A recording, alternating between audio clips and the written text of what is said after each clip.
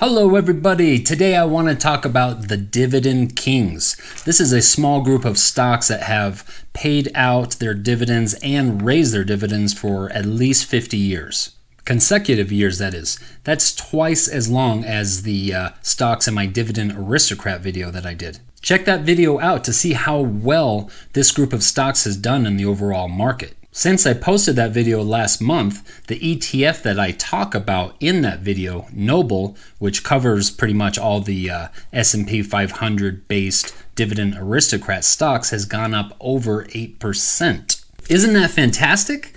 I think that deserves at least one like from everybody. So if you wouldn't mind, either just gently tap that like button or just completely smash it.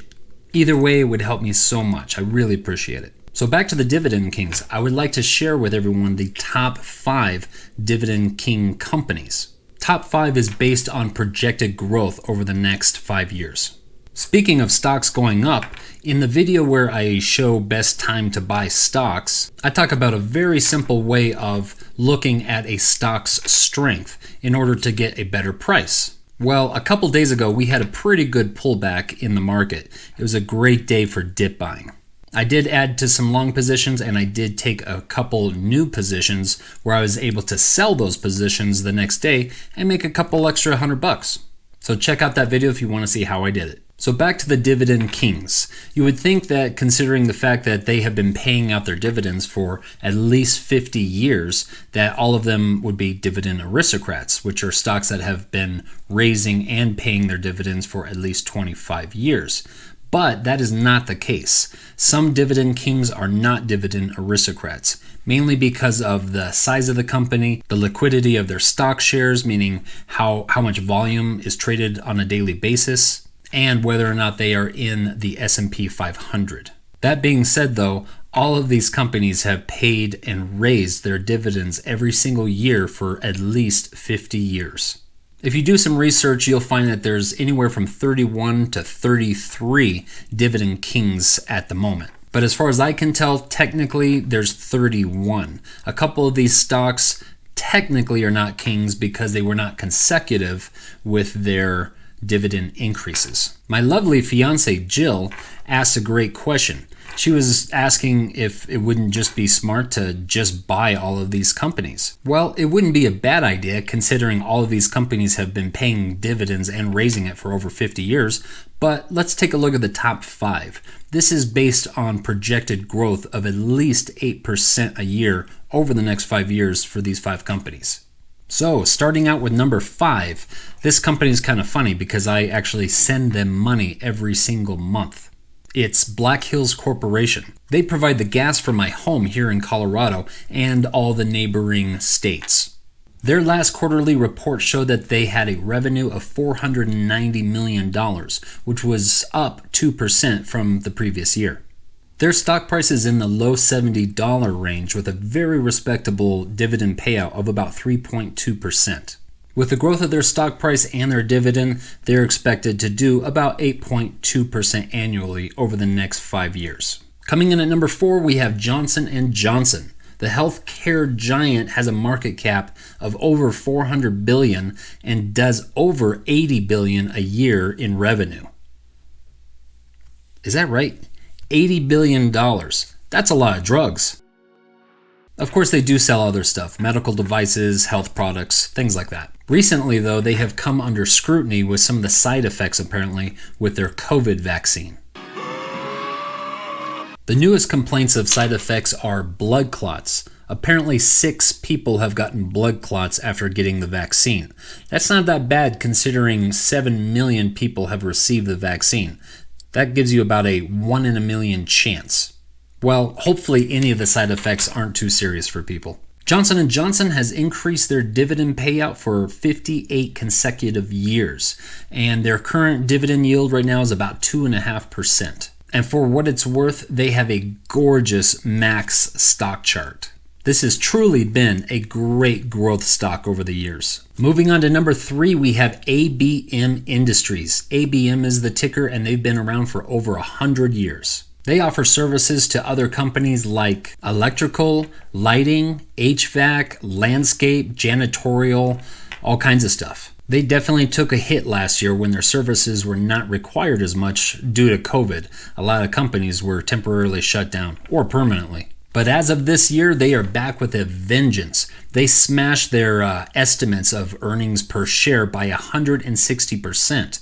Also, their stock value has gone up 40% year to date. They don't have the biggest dividend yield at about 1.5%, but obviously they have a great record of paying dividends. I don't think this company is going to go away anytime soon as long as we have physical businesses. Moving on to number 2, we have Altria Group. That's MO. Mo is the ticker. If you are interested in investing in an unhealthy lifestyle stock, look no further.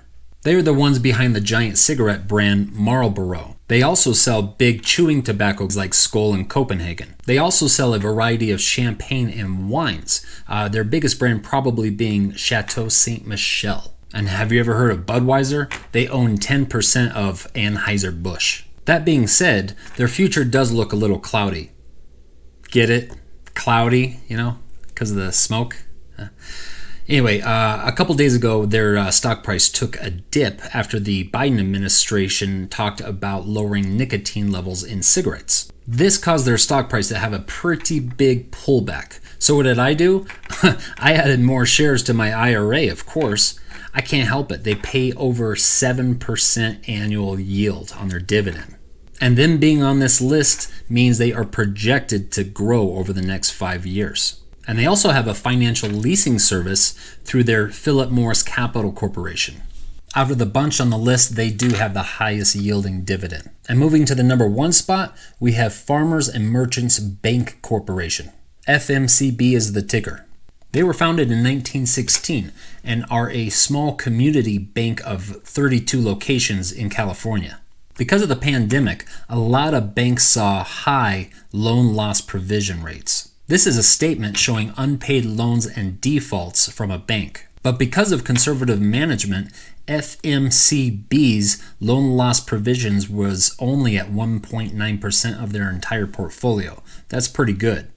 With a low price to earnings ratio of just under 11 and an expected earnings per share growth of 5% and a dividend yield of about 1.9%, their expected returns are estimated to be just over 10% a year for the next 5 years. Now for the bad news about this company. They only pay their dividend twice a year. But it is $15 a year, and that's because it's $800 a share.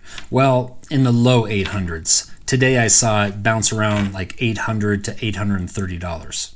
So if you're interested in them, hopefully your broker has fractional shares. Otherwise, you gotta cough up at least $800 for one share. In the comments down below, let me know if you would invest in any of these companies or if you already have. Out of these 5 companies, I own 3 directly and 2 of them are in ETFs. Their stock price unfortunately keeps liquidity down, meaning there's not a lot of volume. I looked at their average shares traded daily. I almost thought it was a misprint until I actually looked at it on my broker. It is extremely illiquid. Like 200 shares are traded on average every day. That makes getting in and out of a position very difficult. In comparison, SPY, which is the biggest S&P 500 ETF, has over 80 million shares traded every day. And if you don't know what that means, getting in and out of a position is instant.